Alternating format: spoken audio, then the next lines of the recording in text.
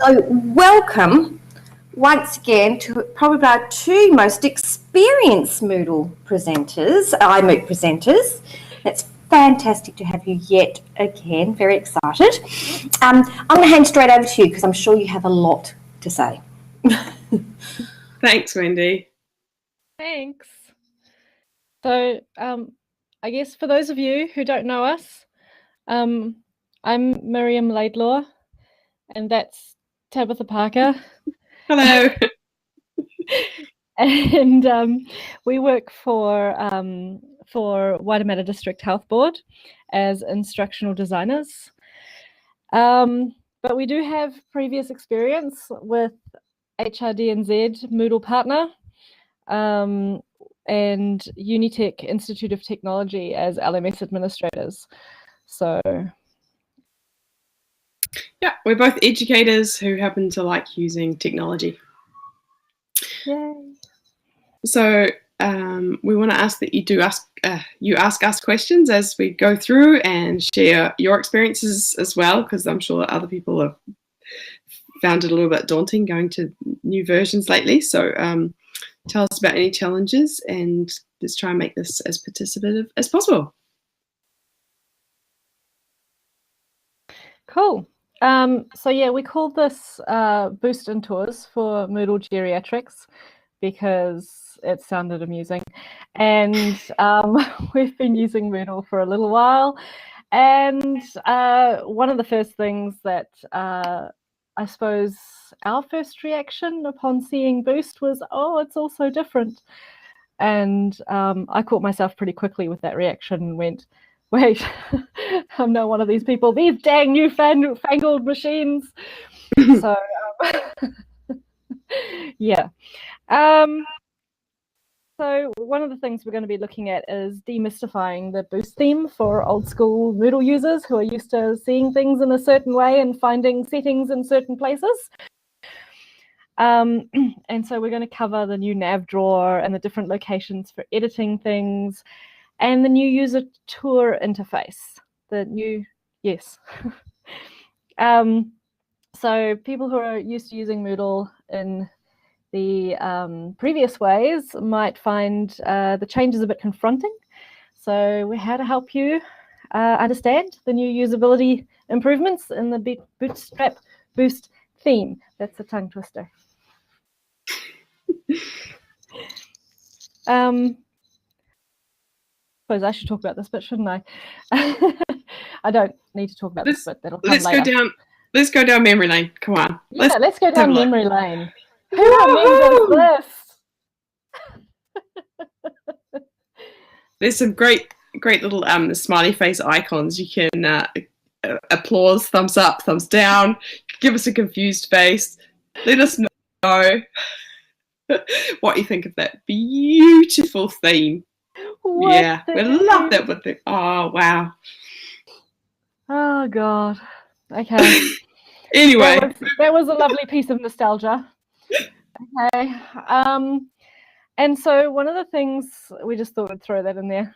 We're sort of looking at how Moodle has evolved to its current state, and when it comes to how users can manipulate their view, one of the things is that collapsing blocks have obviously been in for quite a while. So the ability for users to minimize their blocks so that they're taking up a lot of space, cluttering the screen. Yeah, it was sort of the first step into letting students control their view a little bit as well. A little bit. And then we had docking blocks. Sorry, were you going to say? Yeah, the docking blocks, which we've found all sorts of interesting little issues with as we work through what happened to these blocks. I can't find these blocks, and being in the support role, it can be quite hard to troubleshoot that one. Yep. Yeah. And theming them, God, don't even start. Hello from France. Oh God. And then we had blocks for Africa, when suddenly in themes we could put blocks anywhere we wanted. I want to block and here, this is one of my themes, which I sort of went, what are all the places that I could post blocks everywhere?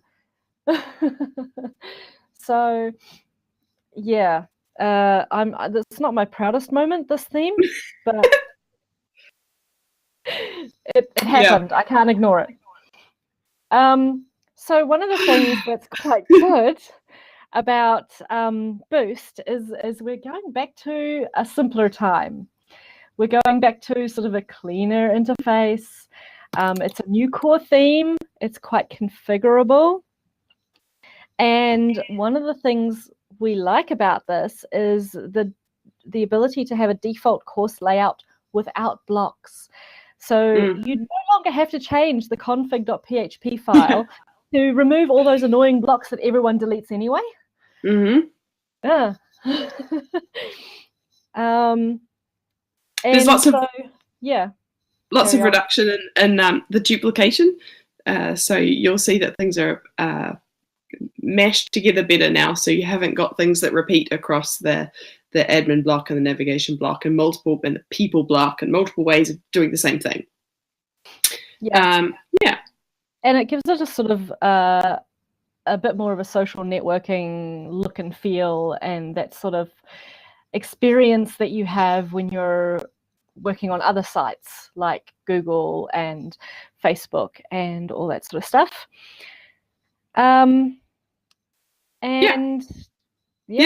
Navigation improvements mean more space. Okay, so the first thing we had to work out was where everything went. And it took me a little bit more to get my head around the Miriam, I think, because I found it a little bit frustrating going, where is my stuff? Just give me my stuff back. But the turn editing on icon disappeared. So now it's hidden, but we'll show you where it is. Don't worry. We'll show you. And and the admin and nav blocks, they're now the admin and navigation blocks are now in the drawer. Put them in a drawer. So if you have a look at the screen, you can see at the very top there's a little 3-line thing. There we go. She's avoiding saying hamburger icon. And that is giving you access to the administration and navigation all in one. We're not allowed to say hamburger. I hate the term hamburger icon. I really do. I have a bugbear about it. I don't know why. It bugs me. Anyway, move on. So the gear icon, our new best friend. And it's everywhere. And it's in a very... No, we are always like this. No, this is just us, normal. It's always in the top right. It's where you find your contextual, context-specific administration settings for whatever you're looking at the time. So before it was the administration block became very context-specific and all that sort of stuff, and now it's the gear icon. So look for the gear icon wherever you are whenever you want to make any changes to anything, or look at reports, or look at logs, or any of that sort of stuff. Yeah. So there's your turn editing on. You took presenter. I did. There's the turn editing on. So when you're in the course page, a little bit steampunk. I like gears. The course icon, you can look for the gear at the very top right. And in there, that's where you'll find turn editing on. It's also where you'll find edit settings. Cool? Miriam wants control back, I know. No. Oh, okay. I'm good. I'm fine. I can deal. So the course administration, one of the things that I think was a bit confusing at first was, where do I now find all the course administration stuff? Like the reports and the other things that are really useful that I use all the time. And they're actually hidden behind the little more link in the gear icon on the course page. So it mirrors the change to the site administration, which we'll also look at, where you click on a link and it takes you to a whole page that has site administration stuff, and this takes you to a whole page that has course administration stuff. So remember, you saw the Nav Drawer, and the Nav Drawer pops in and out. That Nav Drawer is being kept to sort of minimum, like things that you use all the time. So by putting the backup, restore, import, all those things into the little gear icon, you haven't got stuff that isn't used often sitting in your Nav Drawer, taking up space all the time. So it's a good idea. Yeah. Site admin. Finding the site admin block and the little panicked bit of what happened to site admin? Yes. So this is interesting because this is where our initial two reactions differed. I loved being able to use the search on my front page, that little reassurance, guide on the side. If I want to do something, I just quickly type in the search box and site admin on the course page. It ain't on the course page anymore. You now have to go. I quite like clicking just a link that says site admin and it takes me away to site admin and that's all I'm seeing. So different strokes for different folks. But you'll see in the site admin on the screen here, you'll see there's a search at the top, and then below that you have tabs. So all the functions of site admin are separated into the same sort of ish layout that they were when they were in the site admin block, except now that they're displayed this way, it's a bit easier to follow what's going on once you get your head around the change. There's also a couple of new things. There are a couple of new things in here. Like there's a site logo, which is independent of the theme. So that's kind of funky. And what else? And theme don't read our notes exactly. Let's not say that. Move on.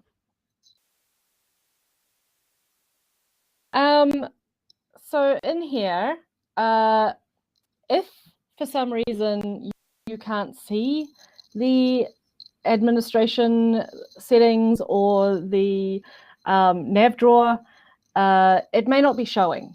And so it's clicking that little icon and it just slides out nicely.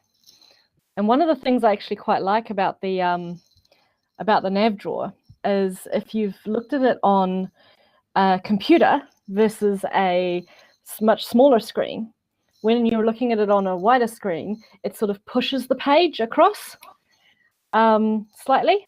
And when you're looking at it on a narrow screen, it overlays the page, which is quite nifty. It's a nifty little piece of coding right there. I appreciate that.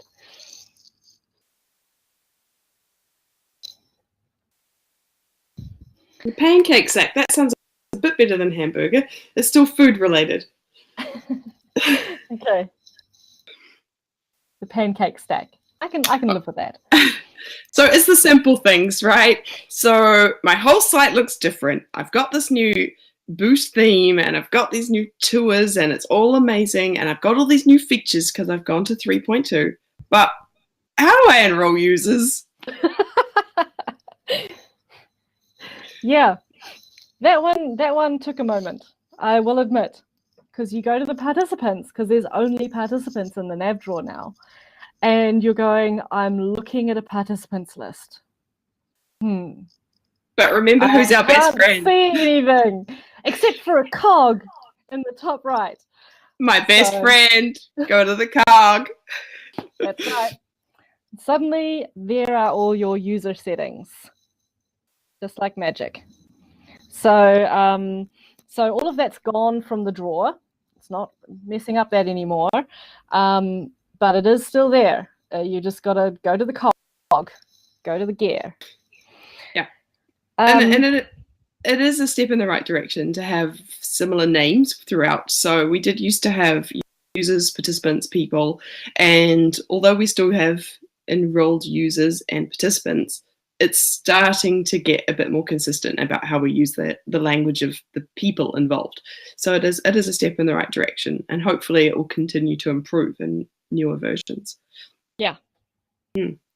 So we have an interesting case study with one place that we work You want me with. to stay here? Yep. Stay here, yeah. Stay here. We have a situation where we can't let participants see each other in a course for privacy reasons. We were removing the navigation block and trying to just sort of not deal with the problem by just hiding the problem while they decided what they were going to do. But we looked at this and went, oh, but now what do we do? Participants is right there. It turns out we can still solve those sorts of problems. So you can still tweak permissions. So if you change the permissions of a student so that they don't have permission to view the participants of the course, then the participants' item The participants link tidily disappears. Yeah. So, and you don't lose nice. all the other stuff. So yeah, with removing the navigation block, we were actually losing all of navigation, not just the link to participants. So it is still possible to solve those things, and it is nicer, in fact, in this case. Indeed. So there were some quirks that we found as we went around. Tabitha has a coughing fit. And so we sort of listed them here, and there's quite a lot more written in our notes, in that one of the things we're like, you can't dock or collapse blocks. So once blocks, or at least not that we could find, please correct us if we're wrong, but once blocks are on a page, they're pretty much on the page from what we could tell. And they're on the right. And they're on the right. You can't move them anywhere else. We can't put them on the left, and we can't put them in the nav drawer. I want to put them in the nav drawer. Can I put them in the nav? No, they go on the right. And you can't move the location of the nav drawer. It's always on the left, and that's where it slides out from, and that's where it slides away to. And a helpful hint, if you're looking for add a block, it's in the nav drawer, and you might have to scroll down, like further down, depending on where you are and how many topics you have in your course, because of course all those topics are listed first, and right down the bottom is add a block.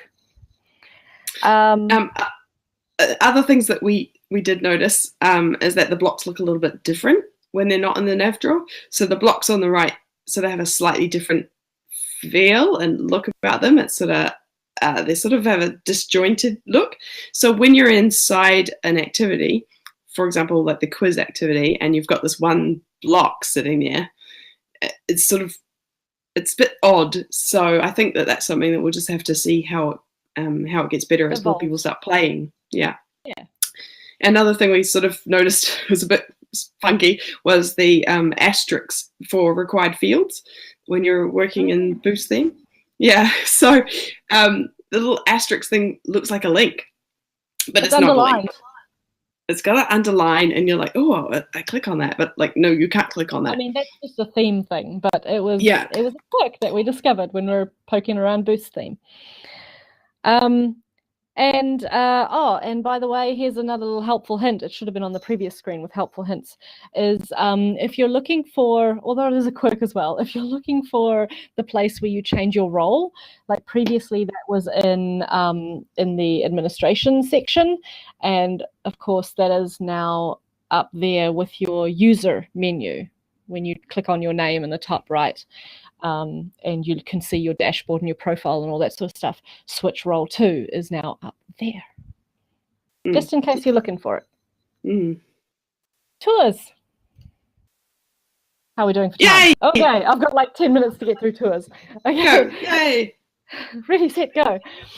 Okay, so I was quite excited about tours. It's certainly something that I know Tabitha has mentioned in the past, is wanting to have something like Clippy that will help you, that will help guide teachers through or students through when they first get to a course or when they first get to a certain section or part of the course or quiz or whatever, and it's not maybe as obvious what they should be doing. So having that little pop-up that just says, I noticed that this is your first time here, so let's give you a little tour of this. And there it is. It's in Moodle Core now, which is fabulous. So what is it? It is a nifty little feature for creating simple walkthroughs that you can use to highlight features or changes or give step-by-step instructions for doing things. There is even a repository of them on Moodle that is growing as people add to it. So before you go making your own one from scratch, my tablet keeps turning off. Before you go making your own one from scratch, have a look in the repository and see if someone's made one similar, because one of the things you can do is download it and put it on your site and then have a look at, see what it does, and then edit it to your own needs. And most of the work is then done for you, which is pretty cool. I have helpful a hint. warning. What do I have a warning? But the little helpful hint there, set the theme your tour is for. You make a tour and then you're trying to see it and you can't see it. Is make sure you've checked what theme you're using and what theme you're applying your tour to. I will go over that when I go through the tour settings. I have... Note? Oh, yes. Only administrators, this is why, only site administrators can actually create tours by default. Presumably you can, you have the ability to tweak your roles a little bit, and so you can give other roles the ability to do this thing. And I'm just putting it with a warning, do not hold us responsible for anything horrible that happens to your Moodle site as a result of messing with user permissions. All right, yeah. Disclaimer.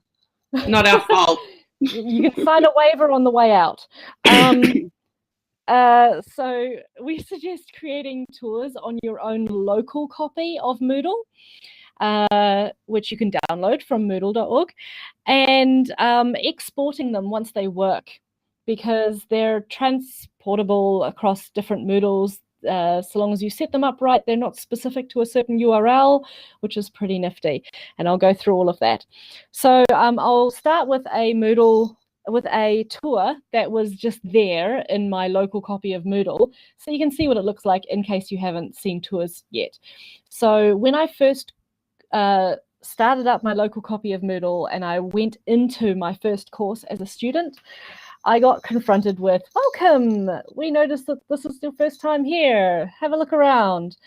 And so you get these cool little messages that sort of highlight various things for you as you go along, and you just keep clicking the next button, and it points out that your navigation is over there, and it points out a part of the block that points to where your course participants are. And this must have been a teacher. Add a block. It reminds you where add a block is, and all that sort of stuff. And then it says that was the end of the tour. And so I thought, well, this is quite nifty. I'll have a go at making one of those myself. Wait, before you make one. What? Users can interact with the screen behind the tour. Ah, yes. So that's quite cool as well. So you can actually say, try clicking on some stuff, and then they can click next. Thank you. I just totally skipped over that. Okay.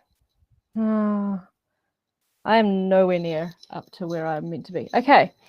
So the tours are created in the site administration. So as I said before, only site administrators by default have the ability to create tours. It's when you go to site administration, it's in the Appearance tab. And it's at the bottom of the Appearance list called User Tours. The first time I tried finding this, I ended up having to search the term tours.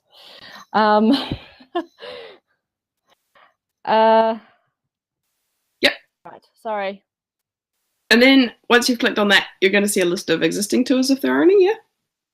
Yep. Yeah. Okay. Great. So once you click on User Tours, you will see your existing tours. If you've installed a local copy of Moodle, there's probably a couple of tours in there already that come bundled with it. And there are 3 buttons which let you create a brand new tour completely from scratch, import a tour that you've downloaded from somewhere else, and the tour repository, which is where you can go to find tours that people have uploaded that you can then download.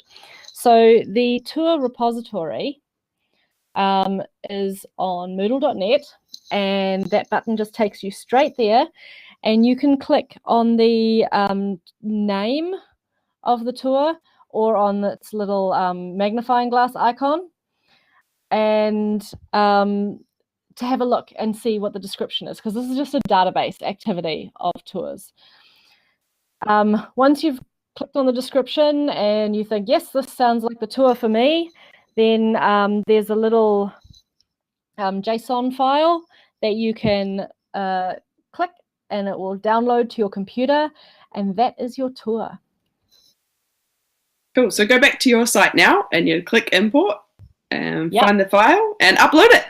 Well, That's save right. it. Yep.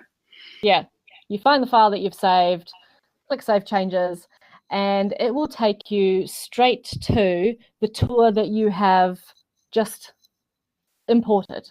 So I imported the tour for editing a quiz. So that's why it's got editing a quiz written up the top, because that's the name of the tour that I imported. It's got, as you can see, 5, I can't count, steps. And so what I did is this is now your tour. So any changes you make, anything you delete, add, whatever, doesn't affect the version that's on the repository on Moodle.net. And so if you completely mess it up, it doesn't matter, because you just delete the tour and re-import the file that you've still got in your downloads folder and start again. Okay, so that's the great thing about this. All right, to get back, use your navigation to, that's it. Follow the navigation path. Yeah. And so the tour that I downloaded is now here in the list. That's all there is for that screen. So I just clicked to edit that. I didn't actually say what I clicked to edit. I clicked the little cogwheel. Your friend the cog. Your friend the cog, to edit that. And this is not actually the editing screen, but that's where you can edit it. This is actually creating a brand new one from scratch. And one of the things was interesting is that some of these little question marks were more helpful than others, let's just say. So the one that says apply to URL match is the one that I've sort of blown up on the side here, because it is actually quite useful, because what it does is it points out that you only take part of the URL. So this bit to match to a specific course, and you can match it to any forum discussion by using these little wildcards that are percentage marks. And I'll go into a little bit more detail when I actually show you the tour that I made.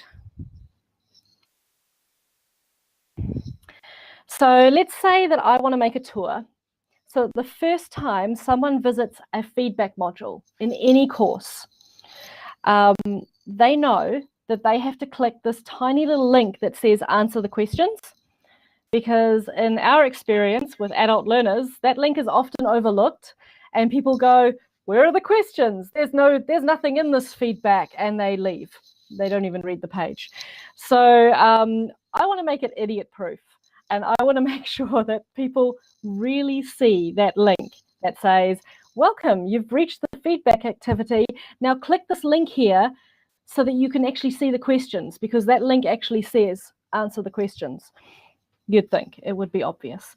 So the bit that I need is this, out of the URL of that page. I'll come back to that later, because what that actually means is it's the bit after the domain, and it's telling you it's the module, the feedback, we're viewing the feedback. And then this lovely little thing means ignore anything else that comes after that. it can have whatever you like after that. So long as it has this section, we're good to go. Okay? So that's your wildcard thing. Oh my God, that's almost impossible to see. Hang on. Can I zoom? Ooh. Zoom it in parts, and then I can grab it, can't I? Yes. Excellent. Okay. I wasn't expecting it to be. It is a rude, abrupt direction. I don't understand. Was I being rude? Oh, answer the questions. Yes, it is a bit. So, where am I? Here. In here, I've given it a name.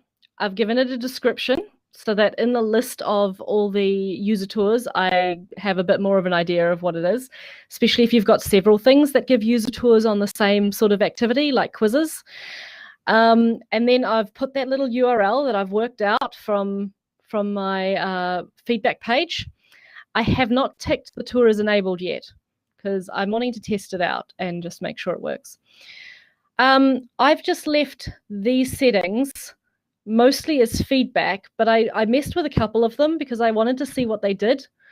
I set this to yes because if I didn't get the exact target right, and I'll show you what I mean in a minute with the CSS, I wanted to make sure that it still showed anyway, even if it just showed up in the middle of the page. And I initially chose this as no, but you'll see later that I want to change it to yes. And then I wanted this to only show up for students. And I wanted it to show up for all themes. So it didn't matter which theme the student was using to view that feedback activity. I want, because that's the same. That answer the questions link is the same no matter which theme you're using. I wanted it to show up.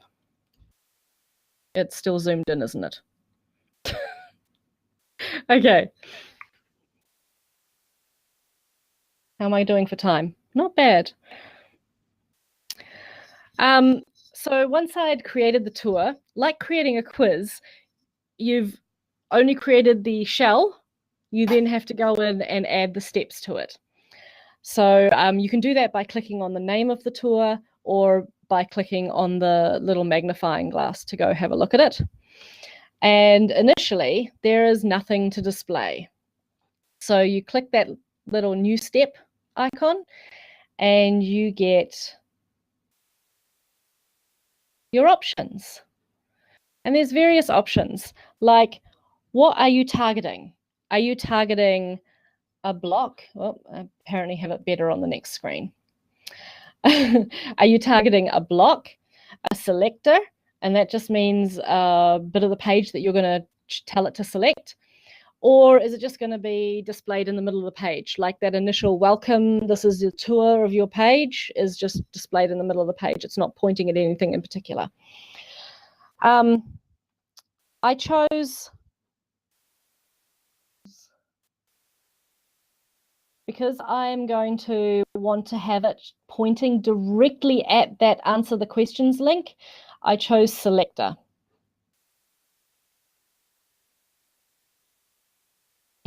I feel like I'm missing a step. No. Okay. Now, one of the things that's quite interesting is when you are, oh, it's down here. I'm all over the place with my slides. It's because I was zoomed in, I didn't see it. So when you have selector chosen, it disables the block drop down because you're not wanting to choose one of the blocks, and it enables this little box here which says CSS selector. And I will tell you, this question mark was not particularly helpful. So I'm here to help you. When you are wanting to figure out what to put in that, I suggest using something like Firefox or Chrome to have a look at your page that you're wanting the tour to be on, because they come built in with inspector things. I unfortunately couldn't check on Safari because I don't have a Mac. My Mac recently decided to explode. And so Firefox and Chrome are okay, thanks. That's good to know, because it sucks just as badly on Microsoft Edge, which is Microsoft's inbuilt browser. It has nothing. But they have these little things where if you right click on the page and you go inspect or inspect element, you can look at the CSS and all the codey things that run that page, which is pretty nifty. So this is what it ends up looking like. And no, you don't need to squint to see everything. But when I right-clicked on this page and said inspect, over on the side, or it might be at the bottom on your browser or on the left, I don't know where it turns up, you will have a little drawer that pops out and shows you a whole bunch of code. I will zoom in on a bit on this because whether you're using Chrome or Firefox, there will be an icon that looks a little bit like this, which has a little arrow pointing at a box. And that's what you want to use, because that will allow you to then move your mouse around the page, and it will, this little highlight that you can see is happening here, will follow your mouse around. And once you've highlighted the exact bit that you want, click on it, and it will highlight that bit in here. And I've made it bigger here because this is the really, really, can I like really underline this? This is the bit I wanted. Okay, so that bit is important. Div.complete feedback. It's not so much that you can't write it on a bit of note paper. Pretty cool. Because that's the bit that's going to go in there. Okay. I just grabbed it all. Thanks. And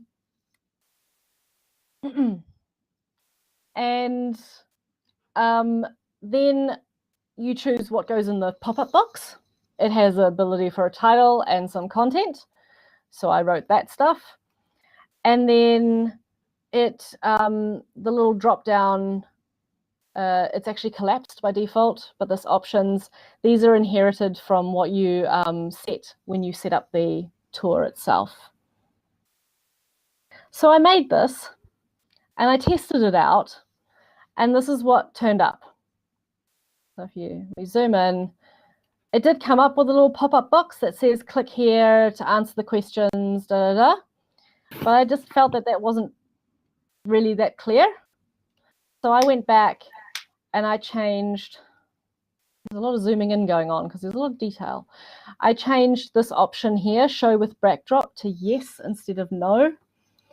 And what that means is that it then puts this gray over the top, except for over the bit that you want to highlight, that you chose in your selector. And I felt that was a lot clearer, because now the person really knows which bit we're pointing at, and they can either click on the answer the questions, because you can interact with the page behind, or they can click on next and or finish, I think it's finish tour, because there was only one item in this tour, and then click answer the questions. So that really was a really quick crash course in how to set up a tour. But I do highly suggest that you have a look at the tours repository and see, download some tours, enable them. Oh, I forgot to say you needed to go back and enable it before you could. Oops. That's a hint for the future. Enable your tour. Enable them, test them out, have a play with them, see what they do, tweak them, break them, so that you know what breaks them, because the best way to learn is to break something. Don't do it on your production site, kids. I think that's it. Questions, comments, cries of pain or joy? just before we sign off, we did want to point out that since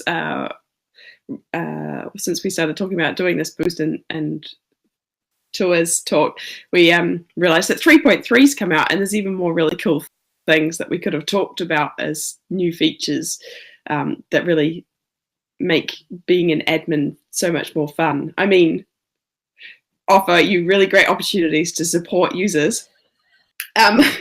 One of the things that we wanted to say go and have a look at is the bulk edit activity completion in 3.3. So if you haven't already had a look around in Moodle Docs, there is a new features area. So go and have a look for that and read up about bulk edit activity completion, because that's exciting.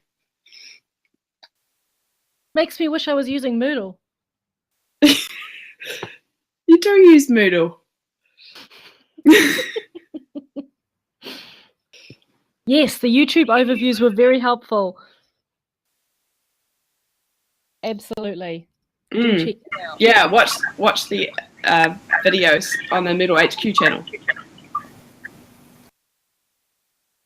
I'm just going to jump in here and say thank you so much. Kind of wished I'd seen that before I was yelling this morning going, I can't find anything on this iMoot site, and having everyone going, I don't know where it is. Do you want us to make you some tours, Wendy?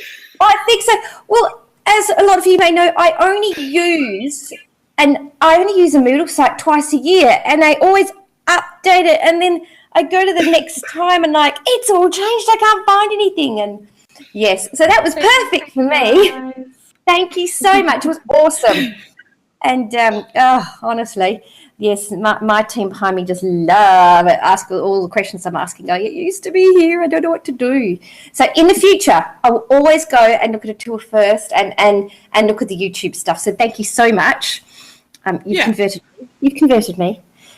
So we are doing a couple more slots in the iMoot. We've got a communication focus one. So if you want to hear about the new features in communication and Moodle, come to that. And we're also asking for people to talk to us about lesson module coming up next. So if you want to stick around and have more fun with us, then although not in this room, in a different room. Not in a different room. So, yeah, thank you so much. We'll turn the recording off now. If you have any more questions, just make sure you can use the forums, of course, to ask these two any more questions if you have them. Thank you.